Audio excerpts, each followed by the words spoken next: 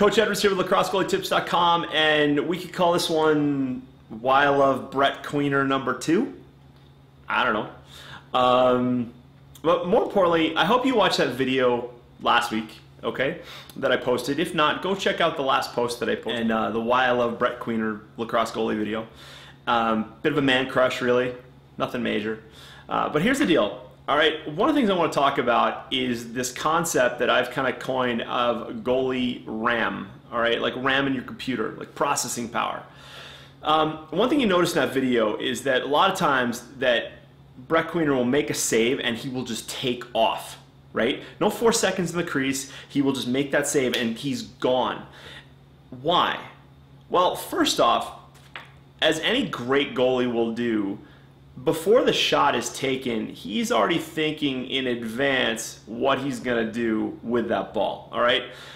If you watch some of my videos in the past, I've talked about how when your first look on a clear should be right back at to where the shot was taken from, because if it was done on a dodge, most likely you have a teammate who's just beyond that player, right? Like, let's say your midi gets beat, your midi's at the top of the box, their midi comes down, shoots on you, you make a nice clean save, your midi should take off, boom, gone, all right?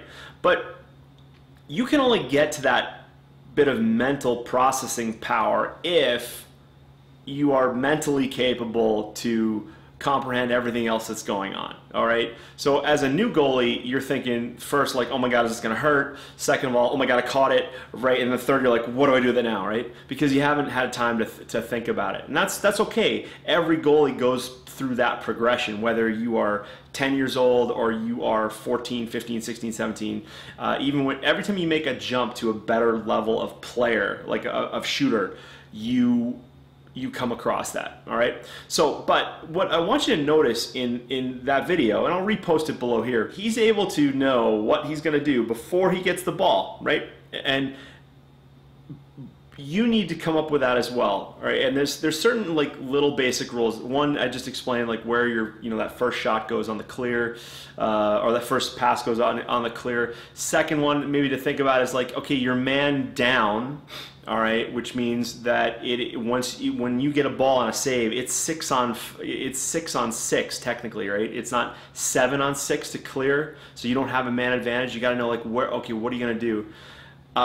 I find that mostly for young goalies, they make mistakes when they have to freelance, right? And lacrosse is a team sport, so even when Brett Queener runs out of the cage, his team knows what to do. They're just treating him just like any other player on the team, and that's what they're treating him just like a midi who got the ball in the cage, and now he's busting up field, not a goalie. And a lot of high school teams, right, they're nervous. Coaches get nervous. They tell their goalie, get back of the cage, get the back of the cage. When I hear that, it just makes me cringe, because I'm thinking like, let him go. Let her go, figure it out. Like, that goalie needs to be just as offensive. And when that goalie makes their first pass, don't just turn around and go back to the cage. Keep on going, right? Be an offensive threat. If you're out of the cage and you're athletic and you can create a 2-on-1 with a midi and you're going down the center of the field, by all means, don't stop, because now it's a 1-on-1. Keep going. Right? Be that guy that I remember I had a couple times in high school and when I got to college age and senior age, where, you know what, I crossed the midfield stripe, we got to clear, I just keep on going. Get it down to the attack. Everybody thinks you just turned around. You can even fake a turnaround and then just go like fake like you're going to go back to the cage, and then keep going down the center of the box towards the cage, and you're wide open. No one will cover you, all right? So be inspired. And be a threat. I keep using that. Like, be a threat. You don't want to be a burden when you leave the crease. You don't want everybody around you in the stands, on the bench, your mom going like, oh my God, honey, get back in the cage. No, just go. Worst case scenario, if you drop the ball, fall on it, right? Fall on it, pin it to the ground. The ref will call withholding.